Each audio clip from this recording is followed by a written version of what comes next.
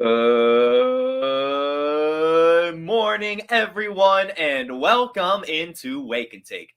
It's your boy Jason, and we have some football to talk about today.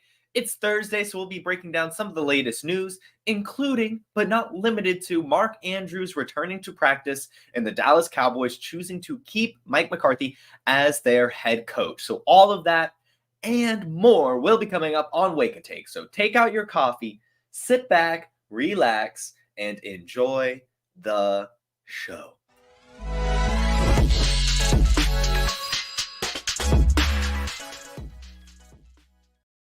Alrighty, everyone. Welcome in, welcome in, welcome in. Thank you for tuning in. As always, pleasure to see you guys here on Facebook, on Instagram, on YouTube.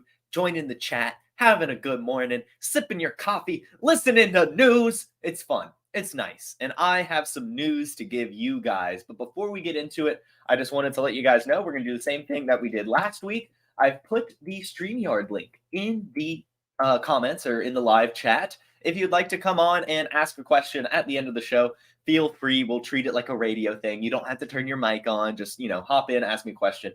Get in the broadcast. Have some fun. But either way, here's the news, and we'll start. Mark Andrews. He is practicing in full with the Baltimore Ravens, looking like he might actually be able to return for this divisional playoff game. Really, really good news for the Baltimore Ravens, as the Houston Texans are really good at football right now. CJ Stroud is playing at an unbelievable level, and the Ravens could use any piece they need and have to help them go over the top to beat these Texans. And Mark Andrews is going to go a long way. I know Isaiah Likely has played admirably in his absence, but there's still no substitute for what Mandrews brings to the table. So look for a full-strength Baltimore Ravens this weekend, more than likely. And then I don't know if there are any Dragon Ball fans in the chat this morning or watching at some point, but Mark Andrews did come out and say that he used a hyperbaric oxygen chamber to help in his recovery. And to make it even funnier, he said that this hyperbaric oxygen chamber was one that his girlfriend's family just had laying around. How do you have an oxygen chamber just laying around? And to another degree, I probably should have researched this, but who is Mark Andrews' girlfriend's family? Like, why? How? Who? What? How do you have an oxygen chamber just kind of sitting there waiting to be used? But either way, who knows how it got there? But Mark Andrews, that's what he used to recover, and perhaps he's dating Bulma from Dragon Ball or something. That's the only situation I can wrap my head around to figure this out. But while on the Ravens, I also did want to mention, while Mark Andrews might also be returning to help them be full strength, so will Dalvin Cook. As we know, we talked about last week or 2 weeks ago, whenever it happened, that the Ravens did sign him, and that he would probably make some noise in the playoffs. I mean, that's why they bring in these fresh legs. That's why they sign these running backs towards the end of the season. And Dalvin Cook is the one they've chosen. Melvin Gordon has been released from the practice squad, and Dalvin Cook has actually been signed to the active roster and is fully expected to make his debut on the Ravens this weekend. I honestly think that it'll be something. I don't know, 100 yards, 2 touchdowns, nothing like that. But I think Dalvin Cook, 50 yards and a touchdown this weekend, I don't think that is out of the realm of possibility really at all. I do think that he will actually be a part of this game plan. And I would not be surprised if he had at least equal opportunity to Gus Edwards and Justice Hill. Again, they bring in these fresh legs in the playoffs for a reason. They needed the extra help at the running back position. And Dalvin Cook did nothing on the Jets, really, because Breece Hall was so good and healthy, so they didn't have to use him. But I still think Dalvin Cook has at least something left in the tank. I mean, obviously not Dalvin Cook of old, but he's still a good enough running back. And I think at the very least, he's more explosive than Gus Edwards, and can probably, like I said, get like 50 yards and a touchdown, something like that, off of like 10 to 12 touches. I really think that is about what we can expect from Dalvin Cook this weekend. Good morning to you, Jess. Happy to see you here in the chat. The next bit of news we have for you is one that came out last night. Mike McCarthy will be remaining the head coach of the Dallas Cowboys. This comes as a sort of surprise, but not that big of a surprise at the same time. This has just kind of been a rumor given the collapse of the Cowboys frequently. I mean, we talked about it on Monday. They haven't made it to a conference championship since 1995, despite making the playoffs in most of those years since. They just continuously struggle in the wild card, in the divisional rounds, And Mike McCarthy historically has done it with the Packers as well. So a lot of people were like, you know what? As good as Mike McCarthy has been in the regular season, it does make a lot of sense for the Cowboys to move on from them. But Jerry Jones disagrees. This is what he said. Mike has the highest regular season winning percentage of any head coach in Cowboys history, and we will dedicate ourselves in partnership with him to translating that into reaching our postseason goals. I am accountable for our results. The lens we use to view and evaluate Coach McCarthy is holistic, and I am 100% supportive of him as our head coach and ability to reach our goals. And I will say that while Mike McCarthy has choked, I think that you kind of have to agree with Jerry Jones here. I know. Again, choking in the playoffs, it sucks that you can't really get to the Super Bowl. You can't realize your postseason dreams with him. But at some point, he's probably going to turn it around. I mean, at the end of the day, I think that we can all agree that he's at least an above average coach and one of the better coaches in the league. I mean, he has regular season success at every team he's been a part of. And clearly, he's helped the Cowboys be a lot better this year. I mean, Kellen Moore left, and the offense got even better, and Dak Prescott looked revitalized. And so Mike McCarthy is a good head coach, just has some issues here in the postseason when the going gets tough. But at some point, they'll hopefully turn this around. And I got to say, that's probably the smart decision. That's probably the right decision to make here. As much as it does suck and seem like the wrong move, it's probably the right one. I mean, you have to ask yourself, who would they bring in? And then do they have anywhere near the type of resume that Mike McCarthy has? And the answer is going to be a resounding no for almost any candidate out there. So just keep riding with Mike McCarthy and hope things get better in the postseason. Don't hate the move at all. Really, really. Good morning to you, Jamie. Good morning to you, Anthony. Glad to see you guys this morning. The next story I have for you guys, and honestly, guys, not much left in this episode, just some fun stories to talk about. We'll start with Jason Kelce, and we'll do a whole little Eagles bit here. Jason Kelce, as we know, did kind of announce his retirement, sort of. It was almost leaked. He's actually not very happy about how his retirement was handled. He wanted it to remain private. He wanted to be able to sit on the decision a bit more, but still, he is retiring. And one of the things he did actually was go to his local McDonald's recently, yesterday morning, and give his favorite employee a signed jersey. And I just wanted to, we've talked about it a lot. Jason Kelce's just a stand-up guy, and I appreciate these feel-good stories.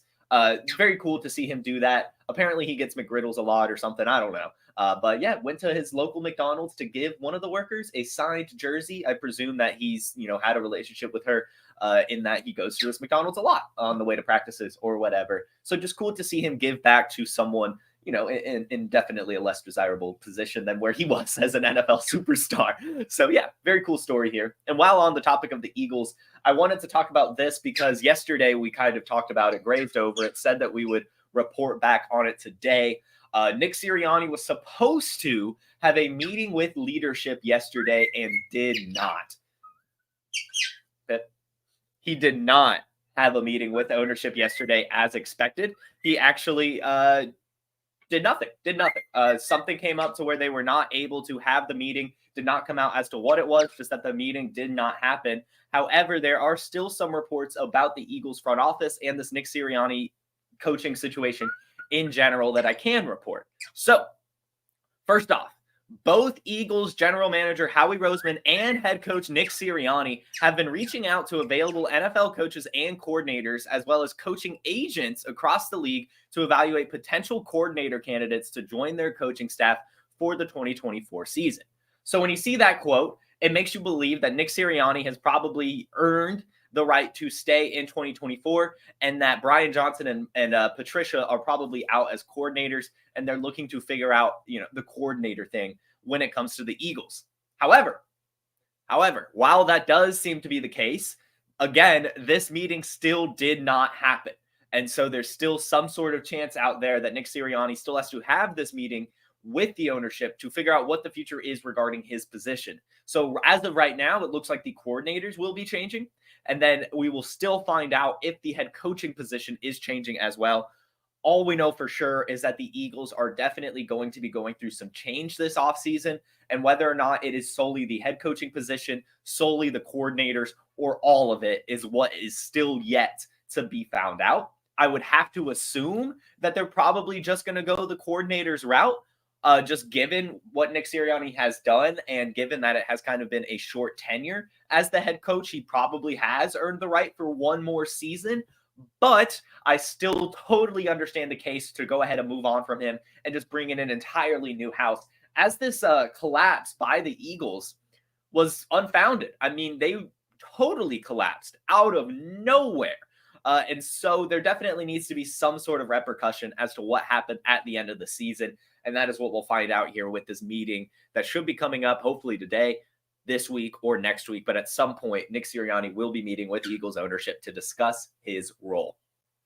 Also on the Eagles, speaking of this whole coordinator situation, Darius Slay just had a really funny quote that I wanted to mention. You know, we do this sometimes on Wake and Take, just bring up some funny quotes. And he was just asked about the defensive coordinator switch. As we know, Matt Patricia became the defensive coordinator before the collapse of the Eagles, funny enough. And he was just asked, you know, like, how do you manage switching coordinators in the middle of the season? This is what he said. It's like having two marriages. You know how hard two marriages would be? One might want her feet rubbed. One might want her shoulders rubbed. That's crazy. Hilarious quote by him. Weird analogy for sure. And just kind of funny. Just wanted to mention it. Him just thinking how crazy it might be if he were in two marriages and one of his wives might want her feet rubbed and the other her shoulders rubbed. Just a funny analogy. I just wanted to bring it up. And then the last story I have for you guys, kind of another funny story, sort of, is the Patriots. As we know, Jerod Mayo has been announced as the head coach. He had a pretty big press conference yesterday, the past couple days, really, just kind of talking about his plans for the future of the New England Patriots. And he said a few things. One of them is that he's not trying to be Bill Belichick, which is really cool. He said some stuff about racism, all that stuff, you know, the usual talk that you're going to hear about head coaching changes. But one thing that I thought stood out to me was he was asked what they want to do about the number 3 pick. And he said, we're going to draft the best player for a position that's very important. You put the pieces together. So absolutely mystical. No idea what they're going to do here. That makes you think it's going to be a quarterback. But either way, I just think it's funny that Jerod Mayo is sticking with the I'm going to give no answers press conference routine that Bill Belichick did, saying that with their draft pick, we will draft the best player for a position that's important. You put the pieces together. Hilarious quote, very candid. And I think also just in general, watching this press conference made me feel good about Jerod Mayo. The guy just oozes charisma, and that goes a long way as the head coach. I really do think he's going to do a good job here in New England. But again, we have to see who these damn coordinators are going to be, who the general manager is going to be. Lots of answers still to come for the New England Patriots organization. But I am starting to like this Jerod Mayo hire a lot more as the days go on. And I already was kind of a fan of it, but I just continue to be a solid fan of it. I really do think he's going to do a good job. So that is all the news I have for you guys. Again, I did put the link in the chat if you would like to hop on, ask some questions to me on camera or without your camera, doesn't matter. But if you just want to join the broadcast and ask some questions, that would be very cool. In the chat, go check that out. But while I wait on that, see if anyone wants to join, I will check over here on Instagram real quick. Anything on the quarterback draft prospects, Washington Patriots, and whoever the hell is willing to trade up to the Bears for that quarterback. Not too much, honestly. I think that we're going to start to hear a lot more about the quarterback prospects as we get closer to the draft. I mean, obviously we know all the names, but we don't know too much about the potential draft capital yet. I mean, as things stand, we of course expect Caleb Williams to go first, but we're starting to already hear rumblings that the second quarterback is still up in the air. A lot of the last few months, we've all kind of signed Drake May's name into that position, but after winning the Heisman, Jaden Daniels has been riding a lot. Michael Penix after his playoff performance. You've got Bo Nix, who had a really good career. Just really lots of quarterbacks that are going into this draft that we have no idea really what it's going to be. As of now, the top 3 looks to be Caleb Williams, Drake May, Jaden Daniels. Those will probably be the first 3 picks in no particular order. But we still got to see the combine. We've got to see Senior Bowl. We've got to see the team interviews. So many things come out from now until draft day that can change the draft capital of any prospect wildly. But great question. Curious to see what happens with so many storylines in this draft. And as we get through the playoffs, we'll definitely start leaning more into the draft process for sure. Let's see. Will Mac Jones ever get a shot on another team? I would say probably. I mean, we see first round picks get shots all the time. And he definitely still has the, excuse me, it wasn't necessarily my fault excuse in his back pocket. Yes, Bailey Zappi came and played a little bit better, but also, I mean, he played okay his rookie season, and he's just had some extenuating circumstances regarding the coordinator positions in New England to where he might actually be able to interview well enough for another team to where he could get another chance. And I wouldn't be surprised if we see that, to be completely honest. I mean, there's still a lot of teams in the quarterback market. And I'm sure with the Patriots rebuilding, going through a whole organizational shift, that Mac Jones might actually be available for a decent price, whether that be a second, third, fourth round pick. Really not much at all for him. So I do think that he could get another shot. Another question, would you take Davante Adams or the 112 and a Superflex tight end premium? If I am not looking to contend this season at all, I will definitely take the 112. But I think if you are looking to contend, and especially if he's like the only old wide receiver on your roster, just ride the ship with him. It's looking like the Raiders will get a quarterback upgrade. But if they don't, Davante Adams will probably be traded to a quarterback upgrade. Either way, Davante Adams' 2024 season should definitely be better than it was this year. And even then, this year, it was still a pretty solid season. If you remove the name Davante Adams, you would say, oh, wow, that was a pretty good year for anyone other than Davante Adams or these elite wide receivers. So I do still think he can perform at a high level, and I think he will next season with a better quarterback. And so while the 112 is desirable, if Davante Adams is my only old wide receiver, I'm looking to contend this year, I'm just going to ride the ship with him and see what happens. But if you're concerned at all, even a little bit of doubt, then just take that 112. You should be able to get a wide receiver there. This is a very loaded wide receiver class. And being super flex, there will definitely be someone there at the 112, whether it be a quarterback that got drafted a little bit later that you like, whether it be a tight end, whether it be a good wide receiver, as again, it's super loaded. And then also this 112 could be the number one running back in this draft class. I mean, the running backs right now are not making a lot of noise when it comes to rookie drafts in Dynasty. So you could maybe even get like a Blake Corum in the second round right now.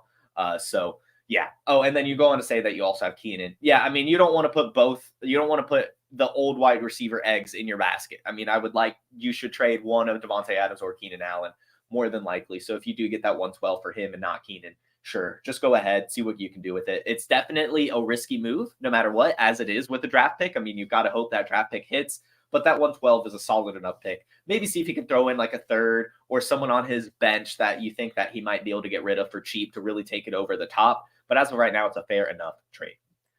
Jamie says that Bill Belichick is having a second meeting with the Falcons this weekend. Oh, that's just fantastic. I love that very much. I am so excited for the potential Bill Belichick to Atlanta Falcons. I think that that's a great move. I think that he would do a really good job. And the fact that the Falcons already had a really good defensive coordinator and then bringing in a defensive head coach makes a ton of sense to me. Why wouldn't you do that? Why wouldn't you have a super defensive team when your team is super offensively built? Why wouldn't you bring in Bill Belichick? God damn it. What is this? What is this? It is so stupid. I love Bill Belichick. You can see my episode from last week. I still think he's a great coach, but that is not the right fit for the Atlanta Falcons. Don't do that. Don't do that. Go get Eric Bieniemy. Go get Ben Johnson. Go get Brian Johnson. I don't care, but do not bring Bill Belichick to Atlanta. It makes zero sense. I hate it. I hate it. God, I hate it. But that looks to be it. That is all the questions. Thank you guys so much for tuning in for yet another fun episode of The Way It Can Take. You guys were a great audience as always. And I hope to see you all tomorrow at 10 a.m. Eastern on the Player Profiler YouTube, Facebook, and Instagram as we preview this divisional round, getting some DFS advice, doing some underdog picks, all the usual. You guys have a terrific Thursday, a wonderful rest of your week. And before you sign out of here, make sure you like the video and subscribe to Player Profiler. Have a good one. Peace.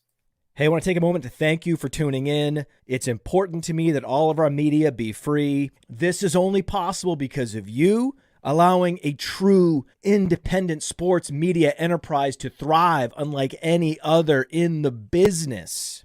So please subscribe to the All In package to continue to make all of this possible, to ensure that all of our stats, information, data, content is available to you, especially you, the people that get the site and get the show.